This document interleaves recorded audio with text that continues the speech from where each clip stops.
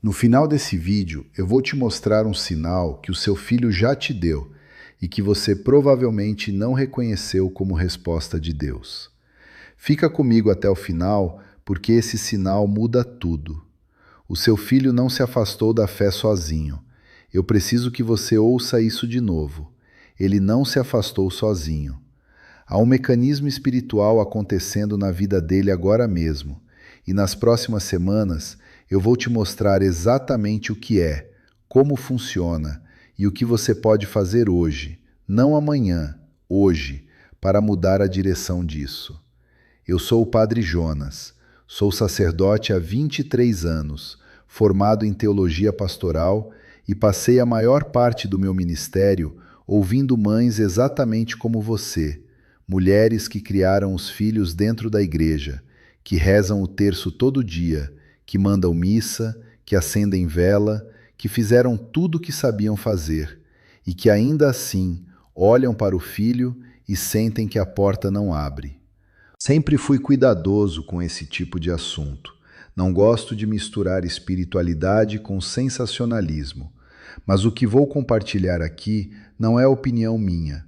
É o que os maiores santos e teólogos da Igreja documentaram ao longo de séculos e que poucos padres dizem em público da forma que precisa ser dito. Antes de começar, preciso te contar de onde vem esse ensinamento para mim. Cresci em Patos de Minas, no interior de Minas Gerais. Quando eu tinha 12 anos, minha avó, Dona Teresa, acordava às 5 da manhã todo dia e ia rezar o terço na varanda. Eu acordava com a voz dela. Ela rezava pelo tio Sebastião, filho dela, que havia se casado com uma mulher evangélica e parado de ir à missa. Um dia eu fui até ela e perguntei: Vó, o senhor vai trazer ele de volta? Ela parou, me olhou e respondeu: Menino, eu não trago ninguém, eu só abro a porta. Quem traz é Nossa Senhora. O tio Sebastião voltou 2 anos depois, no Natal, sem que ninguém pedisse ou pressionasse. Ele chegou na missa da meia-noite como se nunca tivesse saído. Eu demorei anos para entender o que minha avó, Dona Teresa, estava fazendo de diferente. E foi entendendo isso que eu aprendi o que vou te ensinar hoje. Vou te fazer 3 revelações. A terceira é a mais importante, e é ela que carrega o sinal que prometi no início. Não pula. Cada revelação prepara você para a próxima, e se você pular, vai chegar na terceira sem entender o porquê. E o porquê é justamente o que muda tudo.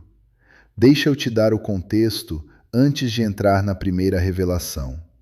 São João Paulo II, na sua Carta Apostólica sobre o Rosário, escrita em 2002, ensinou que o terço rezado por uma mãe pelo filho é, na sua essência, a própria oração de Maria ao pé da cruz. Uma mãe que não podia mudar o que estava acontecendo, mas que permaneceu presente, e cuja presença mudou tudo. Pensa nisso. Maria não ficou embaixo da cruz gritando: Pai, muda isso. Ela ficou presente. E a presença dela, em silêncio, em dor, em fé, foi o que a Igreja chama de corredentora. Não porque ela controlou o que acontecia, mas porque ela ficou. Você está sendo chamada para o mesmo tipo de presença. Não para controlar o que acontece com seu filho, para ser a porta aberta, não a mão que empurra. Agora vem a primeira revelação. Eu chamo isso de a ponte que você não vê. Quando um jovem se afasta da fé, o ambiente espiritual ao redor dele não fica vazio, ele fica ocupado. A tradição da Igreja ensina que o afastamento da graça cria uma região de vulnerabilidade espiritual, como uma casa que foi abandonada e começa a acumular o que entra pela janela aberta. Mas há um detalhe que quase ninguém ensina. Essa vulnerabilidade se manifesta principalmente nos vínculos afetivos mais fortes da pessoa. A batalha espiritual pelo seu filho acontece no terreno da relação entre vocês dois. Imagine que entre você e seu filho há uma ponte. Quando ele se afastou da fé, Essa ponte não desapareceu. Ela ficou enfraquecida, com partes quebradas.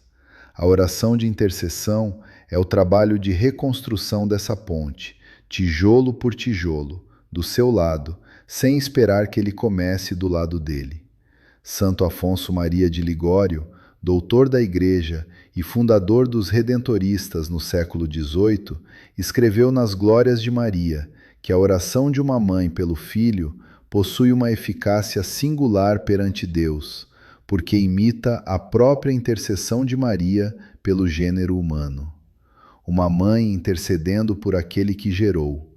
Essa eficácia existe, ela é real. Mas ela tem uma condição de funcionamento que a maioria das mães não conhece, e é exatamente isso que a segunda revelação vai mostrar. Antes, a instrução prática da primeira revelação. Durante 7 dias, antes de qualquer pedido por seu filho, passe 3 minutos apenas nomeando em voz alta as qualidades que você vê nele. Não as espirituais, as humanas. Senhor, meu filho é generoso. Meu filho cuida dos outros. Meu filho tem um coração bom. Só depois disso, peça. Isso não é técnica psicológica. É o padrão do Salmo 100. Entrar pelos portões com ação de graças, não com queixa. Quando você faz isso, você para de rezar com a energia do desespero e começa a rezar com a energia da fé. Essas duas energias chegam de forma diferente ao coração de quem intercede. Você vai pensar, mas eu já rezo há anos e nada mudou. Eu entendo esse pensamento. Mas há uma diferença entre rezar muito e rezar de uma forma que cria abertura espiritual. A segunda revelação vai mostrar exatamente onde essa diferença está. Se esse vídeo está te dando algo que a sua fé precisava ouvir, faz uma coisa agora antes de continuar. Inscreve no canal e ativa o sininho. O que eu compartilho aqui é exatamente o que um bom diretor espiritual te diria em particular, mas que poucos padres dizem em público. E tem alguém na sua família que precisa ouvir isso? Compartilhe agora, não no final, agora. Mas antes da segunda revelação, que vai fazer você parar e respirar fundo, quero te apresentar alguém. Dona Conceição tem 71 anos, mora em Piumhi, aqui em Minas Gerais. Viúva há 11 anos. 3 filhos, 2 vão à missa toda semana. O terceiro, Rodrigo, 38 anos, técnico de informática em Belo Horizonte, parou de ir à missa aos 27 anos. Depois de um período difícil em que ficou desempregado, ele disse que pediu muito a Deus e nada aconteceu. Hoje, ele diz que acredita em algo, mas não em religião organizada. Dona Conceição reza o terço às 6 da manhã, na cozinha, antes do café. Todo dia, há 11 anos. Ela tem um terço de madrepérola que ganhou da própria mãe quando se casou, em 1978. As contas estão desgastadas do lado onde o polegar pressiona. Ela carrega na carteira uma foto do Rodrigo com 6 anos, de uniforme escolar, no primeiro dia de catequese. Quando ela veio falar comigo, disse assim: Padre, eu criei esse filho dentro da igreja. Eu errei em alguma coisa e até hoje não sei onde foi. Eu olhei para ela e disse: Dona Conceição, você não errou, mas há algo na forma como você está rezando que precisa mudar. E isso não é culpa sua, é o que a segunda revelação vai mostrar. Agora eu te mostro. Eu chamo essa revelação de a oração que fecha a porta que você pensa estar abrindo. Há uma forma de oração que parece virtude, mas carrega escondido dentro dela um veneno sutil, a oração de controle. Ela não se parece com controle, parece amor. Soa assim: Senhor, faça meu filho voltar à missa. Senhor, mude o coração dele. Senhor, afaste as pessoas ruins de perto dele. Cada uma dessas orações está no fundo dizendo a Deus o que fazer, como fazer e quando fazer. E o mecanismo espiritual da intercessão não funciona assim. Imagine que você está tentando abrir uma porta para o seu filho, mas você está empurrando pelo lado errado. Quanto mais você empurra, mais a porta resiste. A oração de controle cria resistência espiritual, não abertura. Isso não é culpa sua, é um padrão que vem do amor.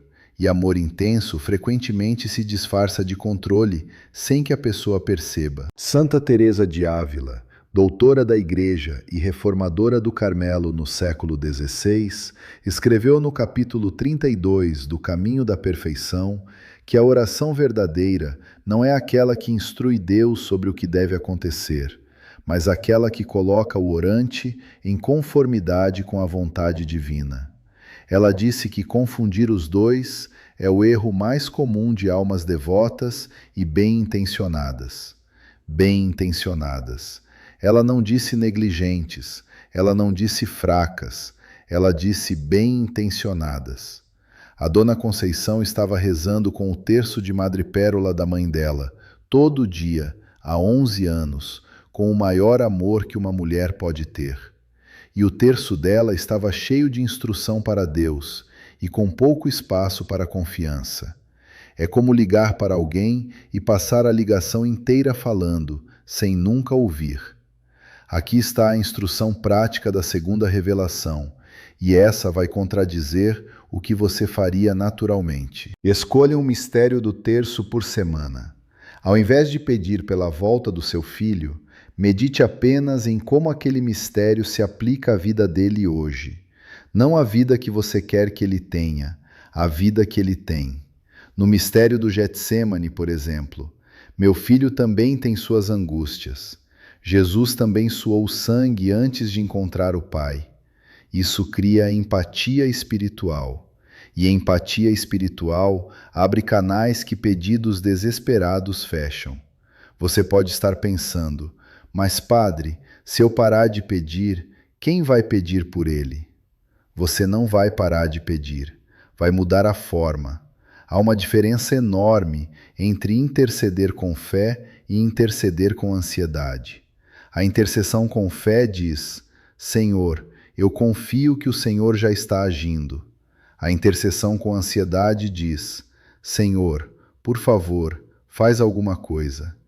Deus ouve as duas, mas apenas uma delas cria no seu coração a paz, que é, em si mesma, um testemunho silencioso para seu filho. Quando Dona Conceição começou a mudar a forma de rezar o terço, a primeira coisa que ela notou foi interna.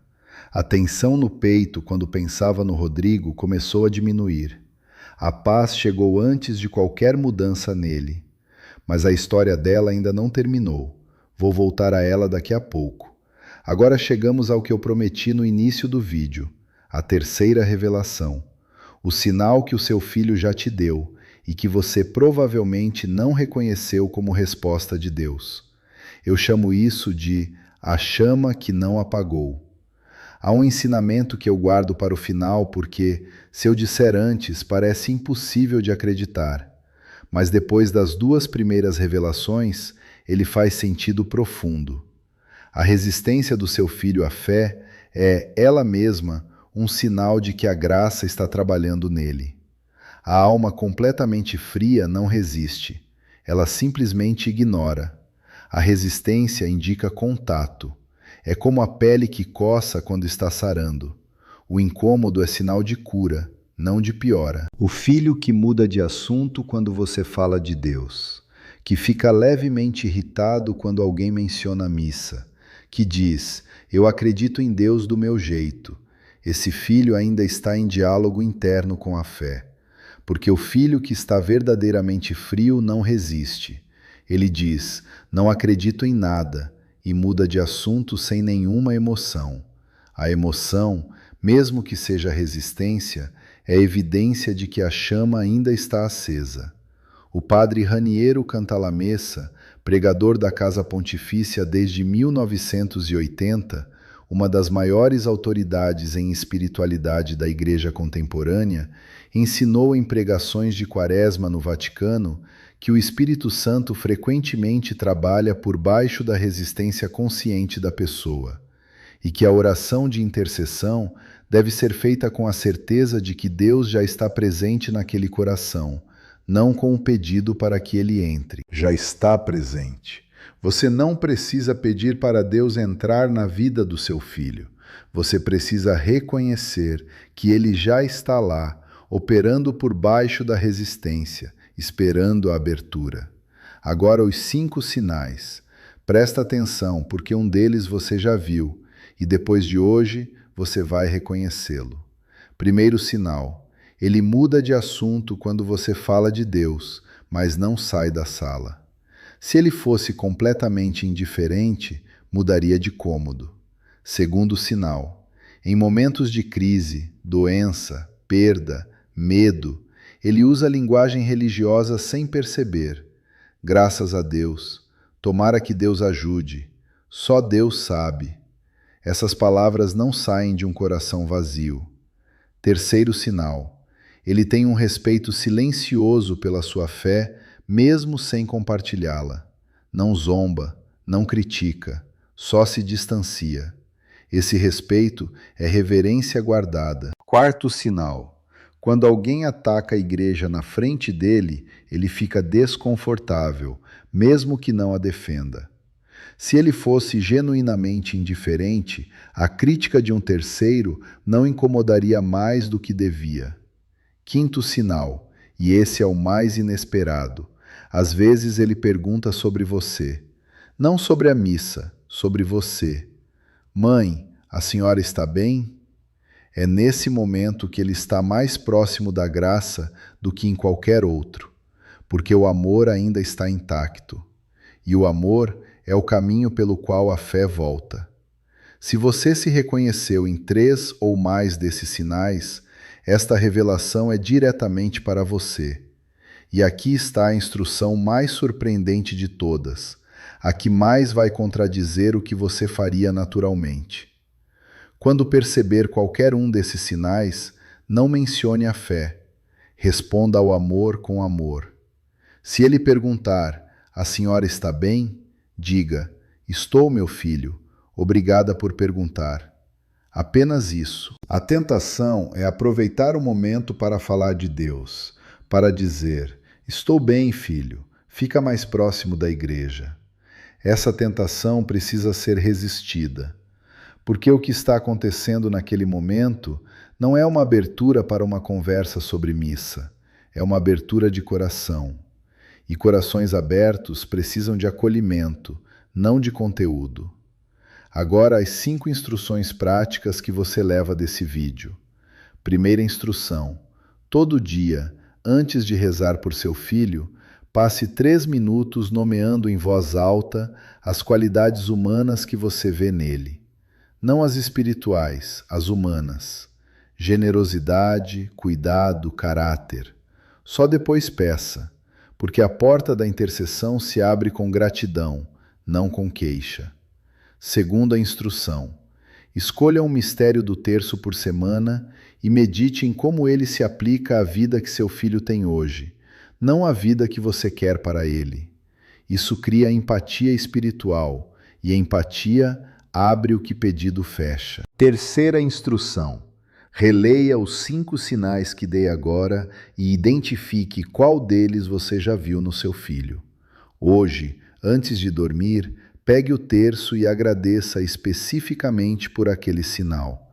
Não peça nada, apenas agradeça, porque aquele sinal é uma resposta de Deus que você ainda não havia reconhecido. Quarta instrução. Quando seu filho perguntar sobre você, responda com presença, não com conteúdo. Não aproveite o momento para falar de fé.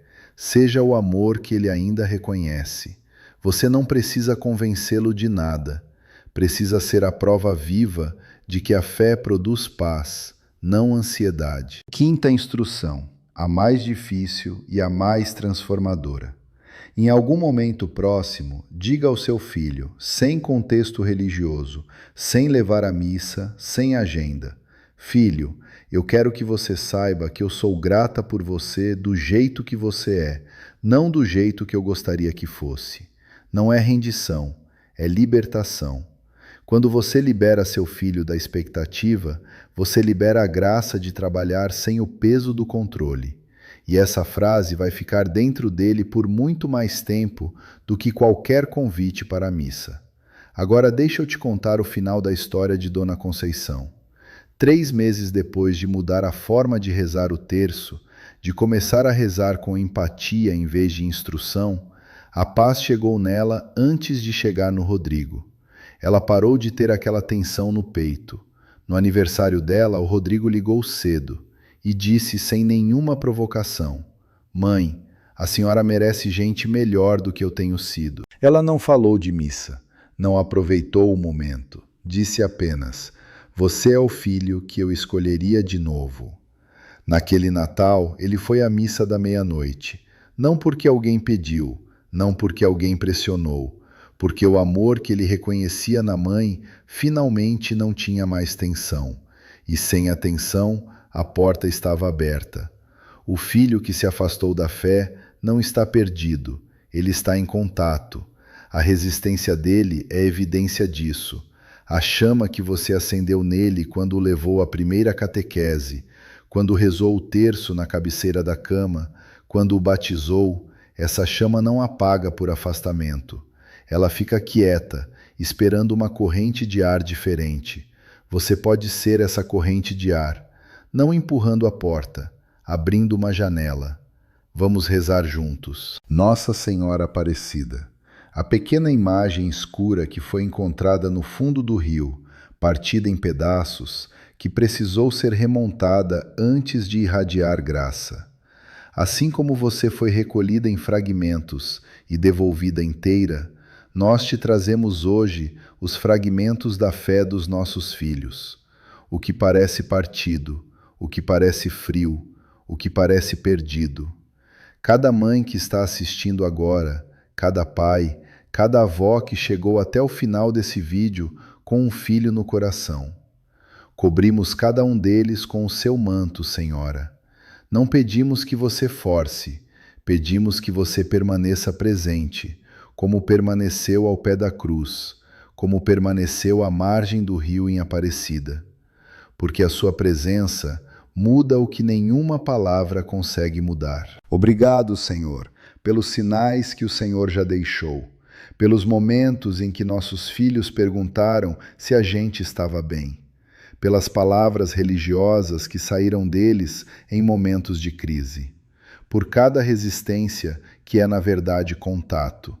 Recebemos esses sinais como resposta, não como coincidência, e pedimos, alinhados com a tua vontade, que a graça que já está presente em cada um deles encontre abertura no tempo certo.